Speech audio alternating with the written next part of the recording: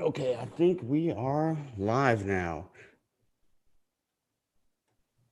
What's up, everybody? I'd like to welcome y'all back to the Real Talk with Real Estate Investors show. I'm Trevor Young, along with my man, Dan Caldwell. And man, do we have an awesome show in store for you guys today.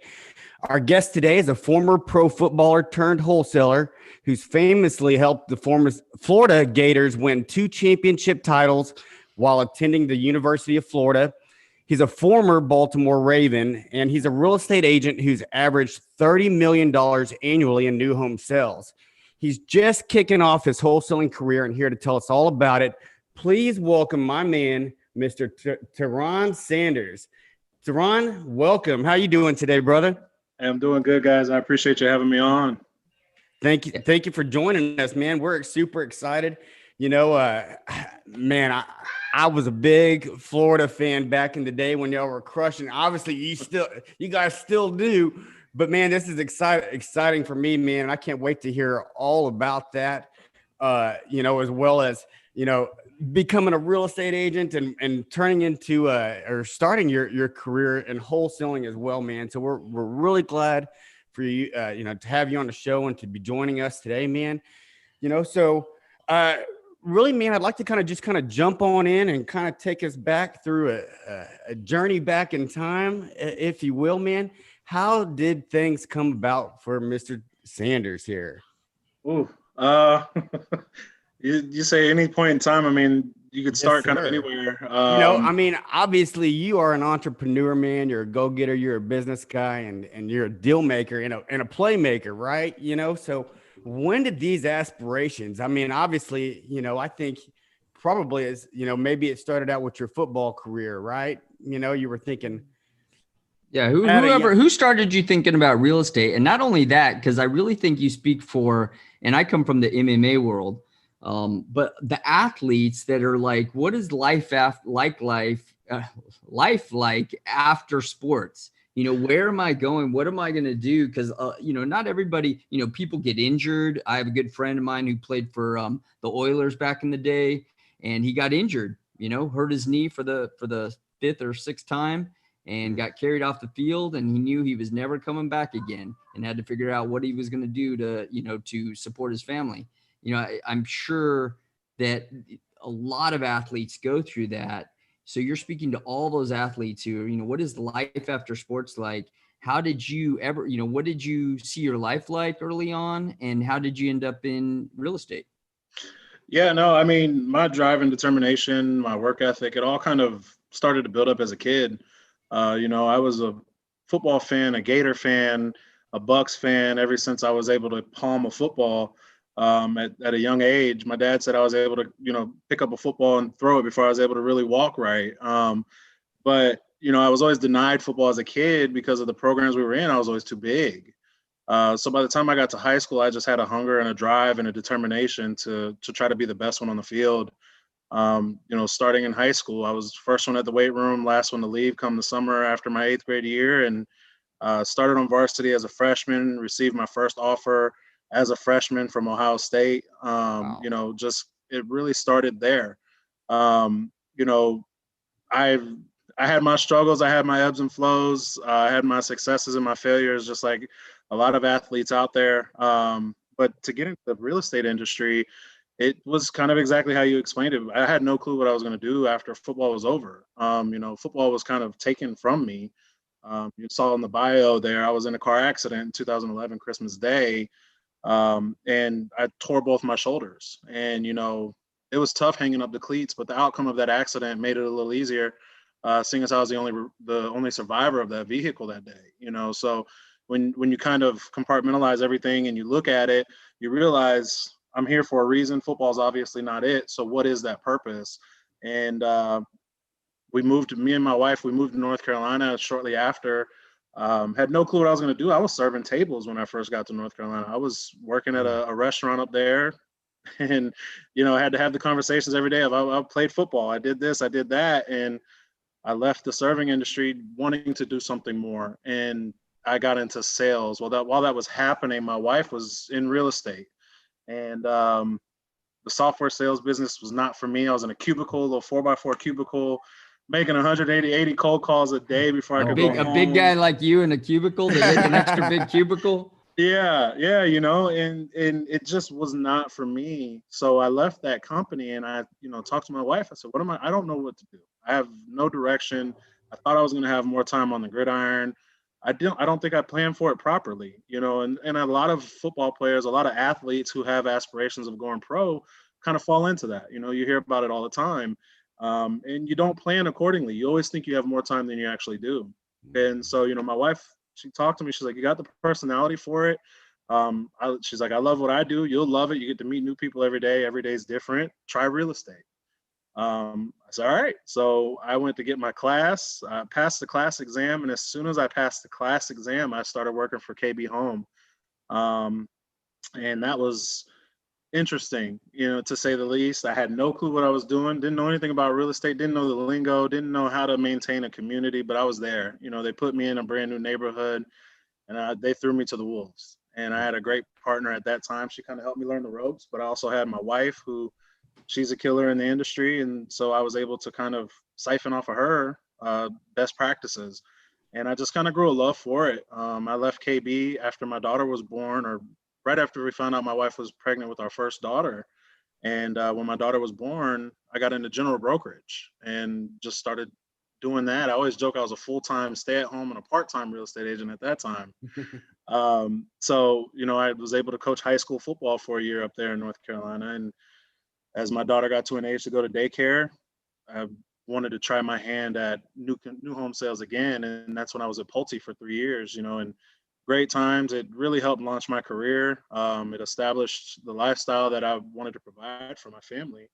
And then COVID hit and my second daughter was born, and we really just kind of looked at things and said, let's move back to Florida because that's where we're from. You know, I'm born and raised Florida. My wife lived here since she was 13, and we had the opportunity to come back home. So we jumped on it. And, you know, I'm just trying to expand that portfolio. I really love what I do. I love helping people. I love, you know, just real estate in general, because every day is different, you know, but it took a while to really get into the industry and really find my niche and figure out what I was going to do. You know, let's go back for a second. I want to hear, like, you know, this is, I think it's important for everybody who's, you know, just starting at this and trying to figure out their way, trying to find their way. Maybe they have a regular job. I know it had to have been extra hard for you. Talk to us a little bit what that felt like when, you know, you played in front of thousands of people in this huge stadium, playing with the best of the best. And then next thing you know, you're waiting tables. What did that feel like personally? Like, and you're a go-getter. I mean, nobody gets to where you were without being that person, right? You know, you're like, you're chasing a dream and you wake up one day and you're serving tables. What's going through your head at that moment? What are you thinking about? It was humbling. You know, I came from my freshman year in college. We won the national championship. You know, you're at the peak of what every college athlete strives to achieve as a college football player. And we achieved that my freshman year. And then we were able to do it again in 2008. And, you know, I was part of one of the winningest classes at University of Florida. So I'm riding high. I had my opportunity in the NFL, you know, which is something that a lot of people don't get. So when you come from being at such a high level in the profession that's your dream and it's taken away, you know, it's very humbling. You have to really sit down and have a conversation with yourself and figure out how you're going to overcome this. And, you know, it took a lot. You know, my wife was my anchor. She was my rock. I got to talk to her about everything because I was lost. I had no clue what I was going to do. None at all. And you really got to kind of find out, especially after being in an accident and seeing where you could have ended up. You got to figure out, what is your purpose? What are you really here to do? What's going to bring you joy? And how can you make money off of that? Because football is something that I love, and I had the opportunity to make money doing something that I love. But that has a shelf life. And I was mad at myself. I was like, man, Terron, you really didn't plan for this. You know, you thought pro was going to be it. You were going to make millions and be able to retire on that. You know, we don't plan for it accordingly. And a lot of athletes fall into that. And it was very humbling, to say the least, sitting there. And I mean, I dealt with customers who some of the most disrespectful people, and it takes every ounce of strength in your body not to go, do you know who I am? Like, Google me and see who I am. To And run through the guy. yeah, and it was a very humbling, it was it was tough, but it was humbling at the same time. And it made me realize that if I want to feel that rush, and I want to feel like I'm at that level that I was at running through the swamp with 93,000 people, or out on the football field, if I want to feel that adrenaline again, I got to find another passion. And sometimes it's going to take failures. You're going to fail, and you're going to have more failures than you do successes. But when you do have that success, if you can continue to hold on to that and feed off of that, and compartmentalize everything you do, it's rewarding and it's gratifying at the same time. For sure, man. And no doubt too, that transition from football into sales too, you're at least allowed to take that competitive edge with you, right? You know what I mean? And I imagine that that's one of the things that led you to, what'd you say, 30 million a year in sales? Is that right? That's a big number. Yeah. You know what I mean? Yeah, and it does. You have your coworkers, and we always joke about it, but at the end of the day, somebody like me, I'll joke that it's a competition, but at the end of the day, I want to be the best. I want to be at the top, because if I'm not at the top, I know that there's always room to grow, but I'm used to being successful. I'm used to winning because of the efforts and the hard work that I've put in the past. And so it's definitely something that you're having an internal competition. If nobody else is going to say they're competing with you, you're still having a competition in your mind, in your heart, that I'm going to be the best. I want to be the number one salesperson. So it definitely is a way to keep driving and finding a way to be competitive and get that fix that you're used to. I love it, man. Always, if nothing else, competing with yourself. You know what I mean? Competing with yesterday. I did. Yeah, there's so many people going through that. I'm sure, and maybe from coming from a different job or whatever that might be, maybe losing their job and feeling like inadequate or, not living up to their potential. That's great to hear from your perspective. I'm sure that can inspire a lot of people. It helps a lot too, because like I said, my wife is in, new home sales. So we're both in real estate. And I had that competition at home too. I was having it with myself and my coworkers, but we come home and I would have it with my wife. Hey, how many did you sell this month? How many did you sell this month? And so it was great to find a way to bring that competitive edge into this new industry, this new way of life. And that's really helped, being able to have a purpose, and for athletes, I think more so than, I call them average Joes. I think for athletes, knowing that you have a purpose is more significant than just going through life, because we go from being the big dogs on campus in high school to at college. And when you're a college athlete, you're praised as these demigods, and you're constantly being recognized, and all the recognition in the media, and you're on TV, and, coaches are all over you. And, we thrive off of that. So it definitely is it's something that will allow you to keep going if you can find a way to continue to find that competitive nature in whatever you do. And as long as you continue to do that, I feel like success is bound to follow if you continue to take the same mentality into what you do. Absolutely. Yeah, so well said. So well said. So you've just recently relocated back to Florida. Is that right? That was pretty recent? Yes. Gotcha. And decided, hey, listen, I was already crushing it in real estate, the sales side of it.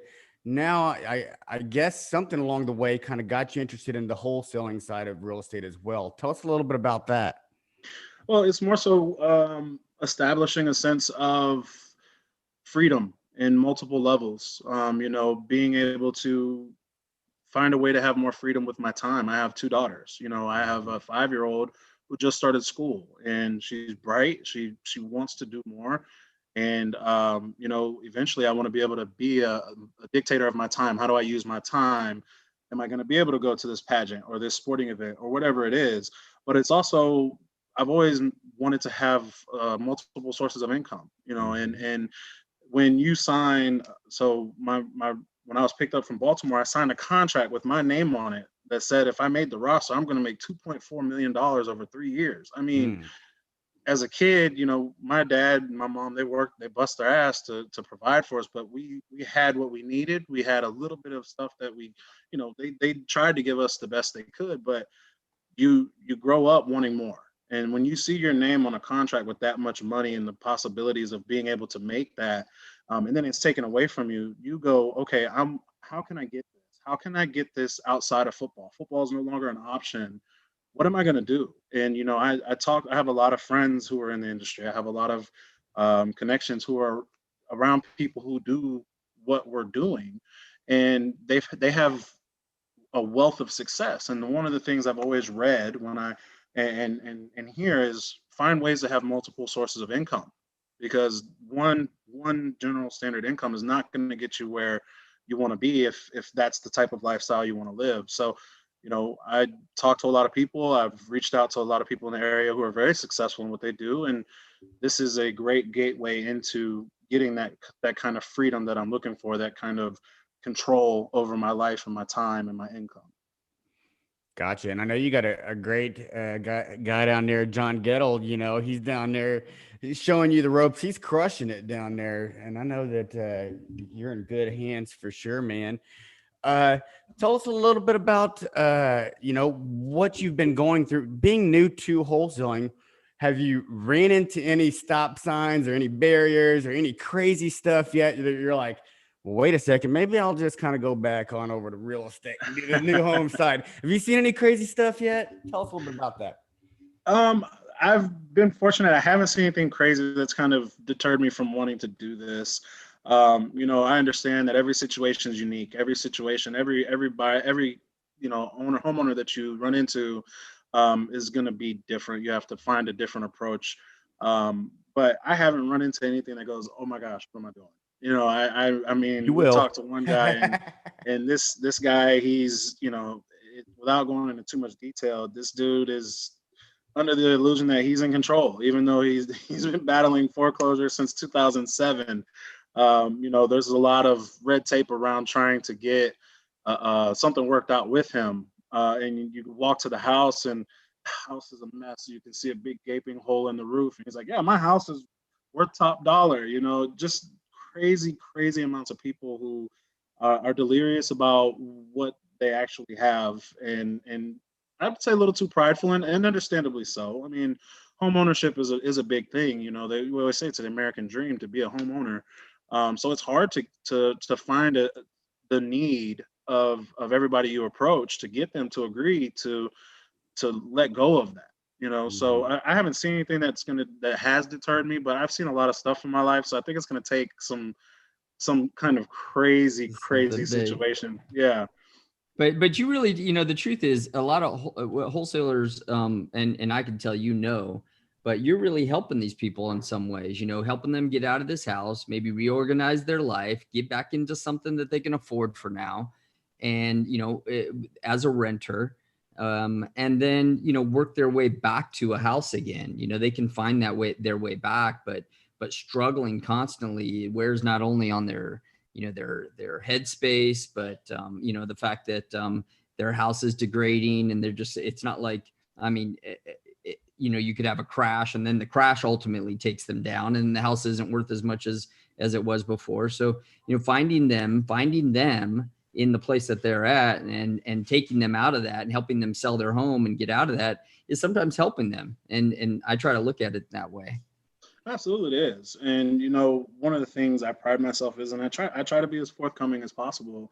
One of the things I've noticed when you talk to a lot of people who are in the industry is, oh, well, you don't have to tell them everything. Well, no, you don't have to tell them everything, but you want to make sure that they know exactly what it is we're trying to do. You have a problem. You have a need. We're here to fulfill that need as best as we can. And, you know, you're right. You are helping people, because people might be running into financial hardships. They might, you know, they might be running into, they have a family member that needs some type of medical assistance or rehab, or their parents need to go into a retirement facility, and they want to provide the best service possible for them. And, you know, we're able to help them get that solution quickly. And so, yeah, it's definitely gratifying, because, and that's one of the things I love about real estate in general, whether it's new home sales or general brokerage, is I'm helping families one way or another, whether it's buying a home, selling a home, fulfilling some type of financial need or hardship that they're facing, with allowing them to get out of that situation quickly. Absolutely, man. And it's definitely rewarding. And I know that as time goes on, you'll find, and as you come across more situations, you're going to find out exactly how rewarding it is.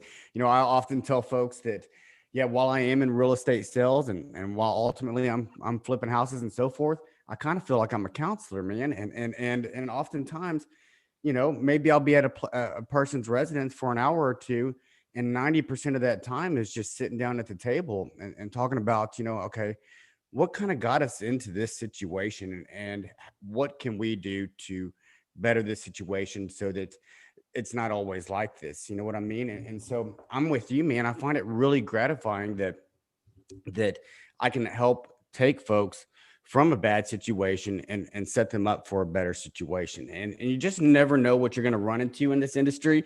It's super fun, man. And it's exciting. And I love that there's nothing that's mundane about it. You know, every time you go and knock on somebody's door, every time you have a conversation, you're getting a new personal side and a new perspective from people, man.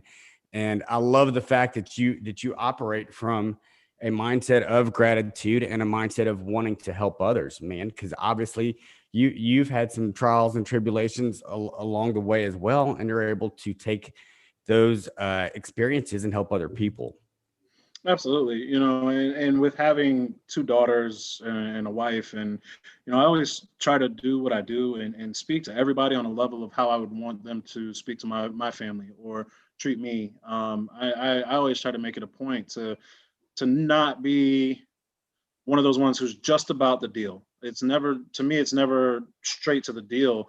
My strong point in whatever I do has always been being able to build a rapport and relate to whoever I'm talking to, no matter what level they're on, no matter who they are.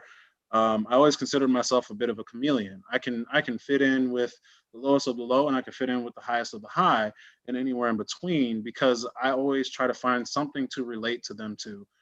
Whether it's just, yeah, you know, I went and played golf. Oh, awesome. You know, I played a couple rounds. I'm terrible at it, but, you know, it just builds that banter, you know, and it lets them know that I don't just see them as a dollar sign or a number. I genuinely care about your backstory. I care about who you are. I care about what your need is. And I care about trying to find a solution for it. And that's always been my strong point in terms of the success that I've had.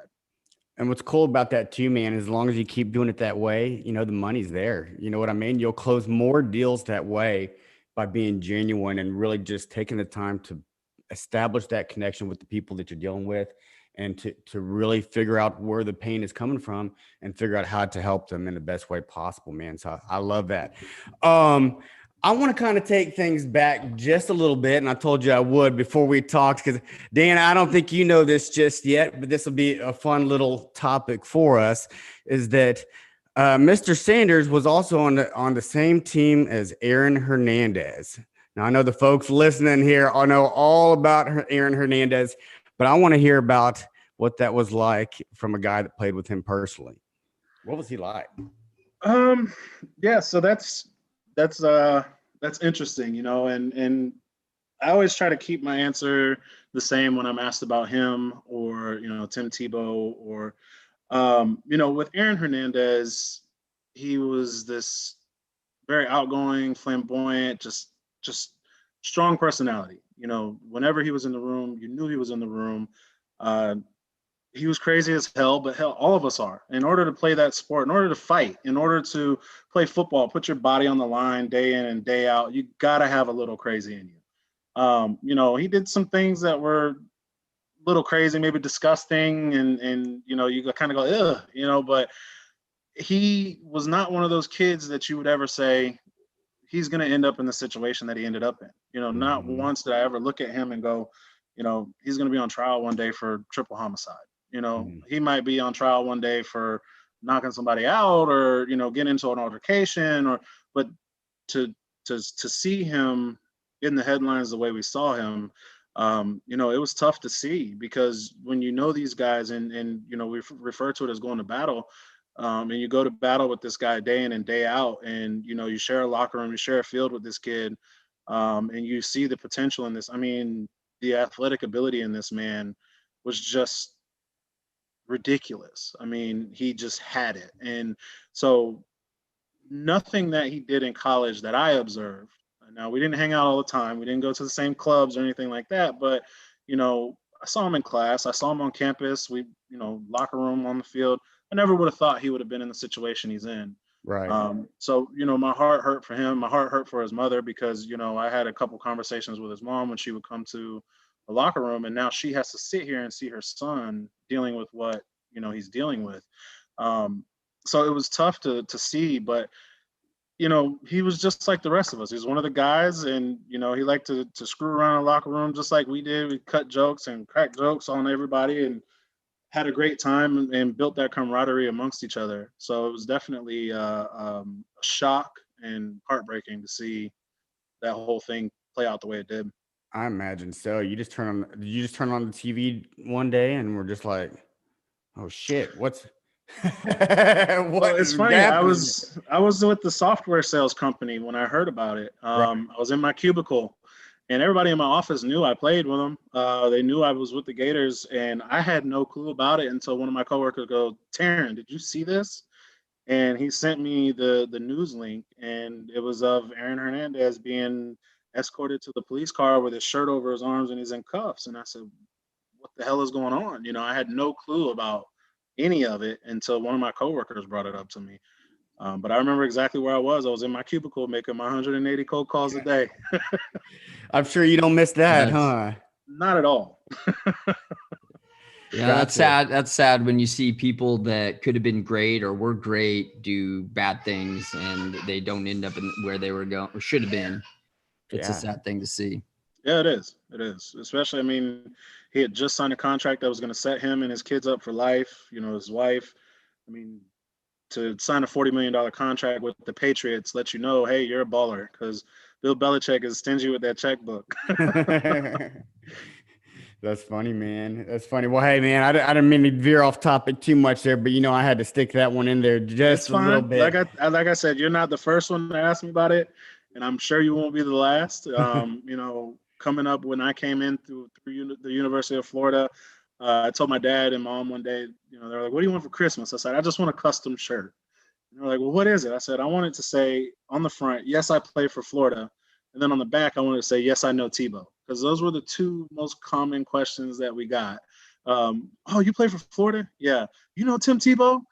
Yeah, I know Tim Tebow. You know, so you won't be the last one to ask me about it. And I'm cool with talking about it. You know, and like I said, I try to keep my answer the same, just because even though the media and you know, he was on trial for what he was on trial for, I saw him in a different light. So I try to keep as much respect on him as I can, without really trying to throw any shade on him at all. Sure.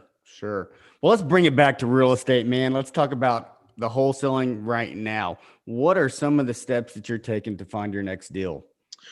I'm back to cold calling. You know, I'm looking at, you know, pre-foreclosures. I'm looking at Podio. I'm looking at the property records. I'm looking at everything I can.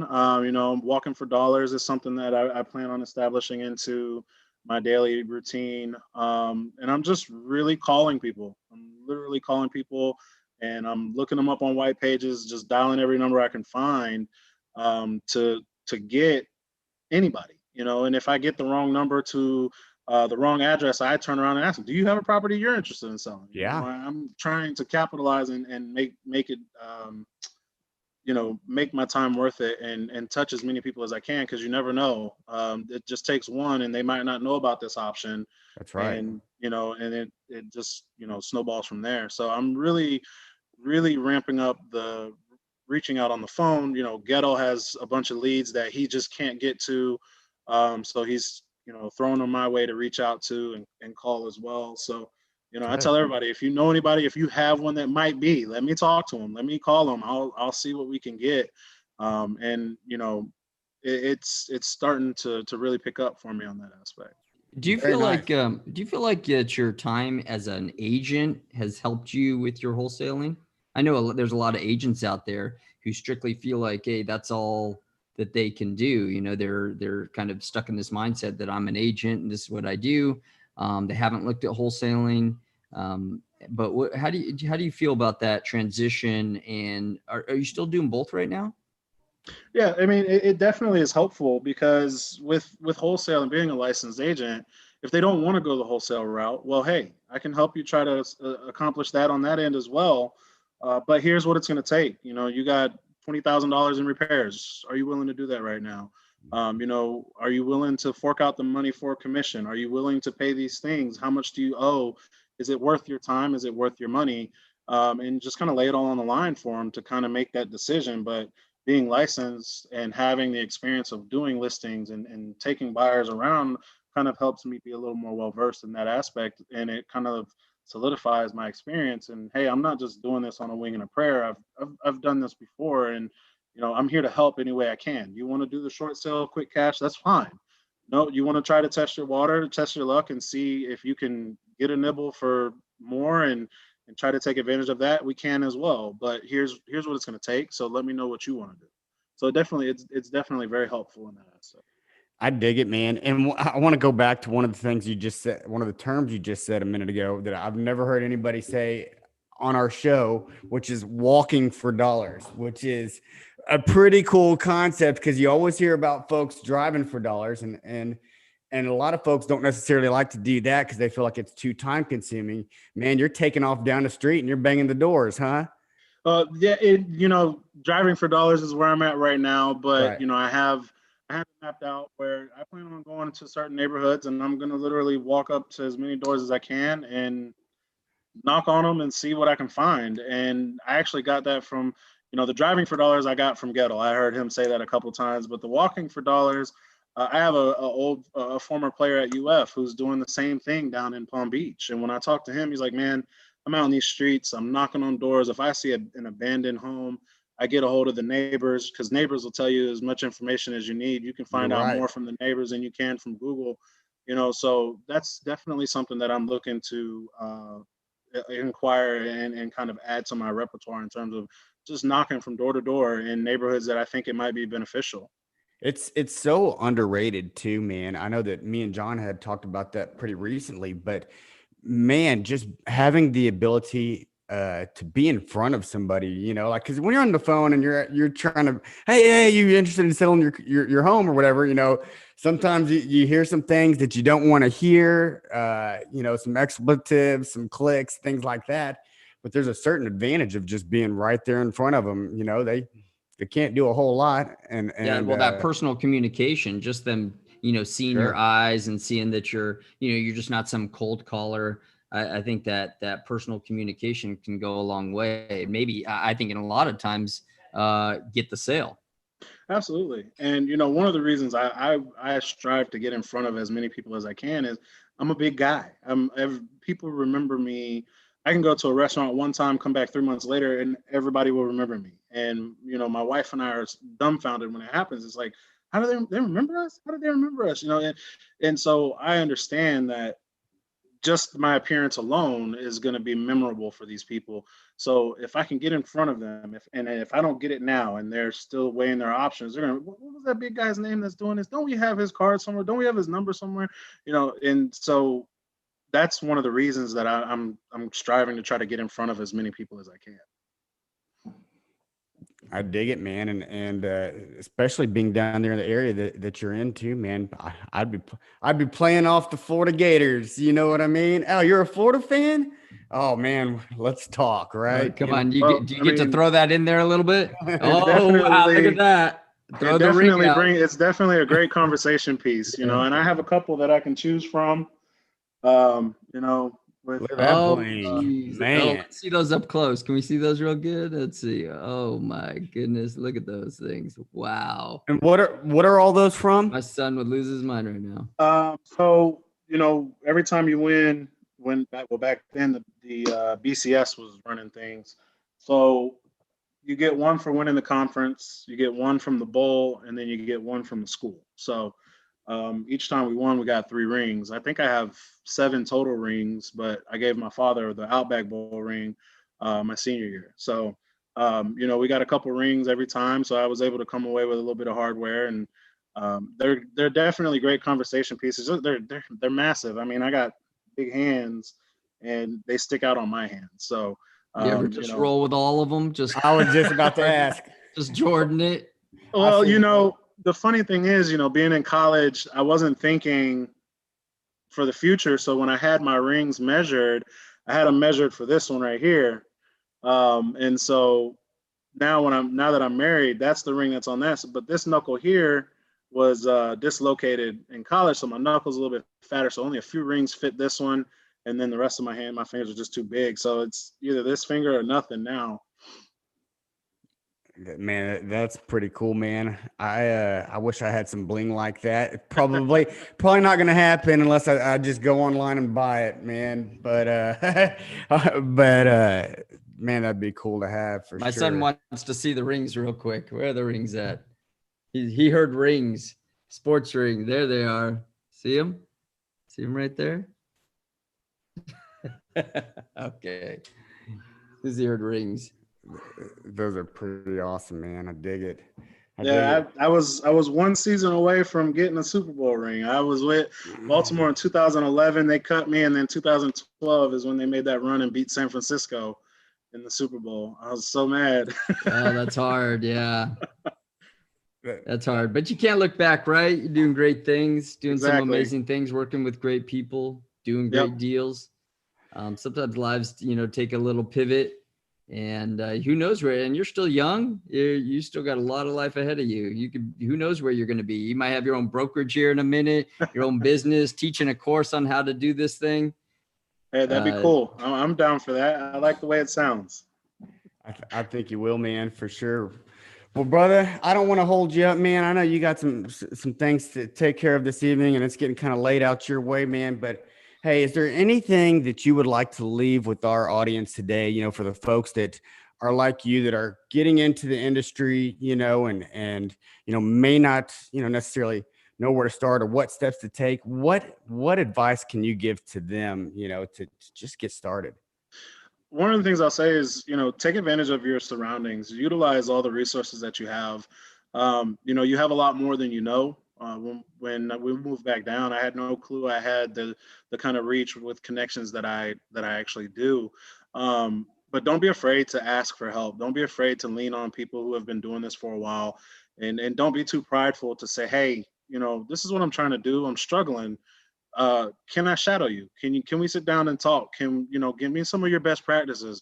If you can set your ego aside in this and anything that you do, and genuinely reach out for help and assistance, the sky's the limit for you. And you got to find a way to humble yourself. Don't let the successes that you find really allow you to go off track. Just because you get one or two deals doesn't mean that, it's smooth sailing from here. Mm-hmm. You got to always have that hunger. You got to always find something to have, I always say my why. I have my why, and my why is at home. Every time I come home, and my girls light up when they see me, being able to make sure that they're secure and they're where they need to be and they're protected and they're not going to have to want or need for anything. That's my why. So as long as you keep feeding that why and you keep, reaching out and trying to constantly grow, you're going to have success. But don't ever let yourself feel like you're bigger than you are, and don't ever let yourself fall off track. And if that happens, sit back and reset. There's nothing wrong with it. Man, that's powerful. Well, brother, I appreciate you coming on once again. I know our audience appreciates it, and thanks for bringing the value, man, and sharing your story with us. Where can folks go out and find more about you? Connect with you. I'm just a little guy right now. If you have questions, you can reach me at Terron Sanders at gmail.com. I'm on Instagram. I think my handle is like Sandyman92. I'm on Facebook. I'm on Twitter. You can find me on all of those right now. But if you have questions, anybody need to reach out or just want to link up and network, you can email me at Terron Sanders. It's TerronSanders at gmail.com, or find me on one of the social media links. Awesome, brother. Well, man, once again, we appreciate you. Thanks so much, and thanks for coming on. Yeah, thanks, Tim. I appreciate you guys for having me. It was a blast, and Yeah. I'd love to do it again sometime. Yeah, very sure. inspirational, brother. We'd love to have you back on. Oh, I appreciate it. Have a good evening, man. Take care. All right, you too. Y'all have a good night.